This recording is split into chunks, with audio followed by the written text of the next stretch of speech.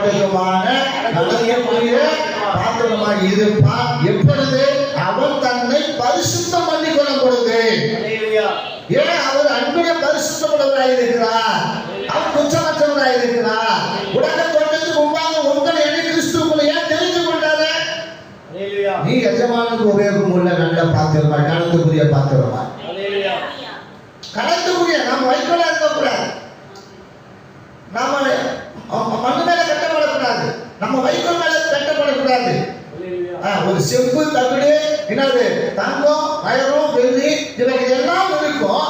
இவைகள் எல்லாம் இருந்தாலும் என்ன போயாகணும்? அக்கினியில என்ன செஞ்சாகணும்?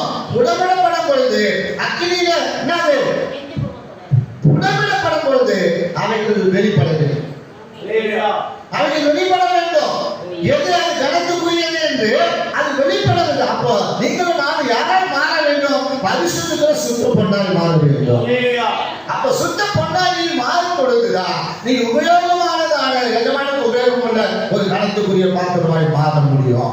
அப்படி நீ மாறும் பொழுதுதான் தேவன் பிரியமானவர்களே அவர் கண்ணோக்கி பாருங்க.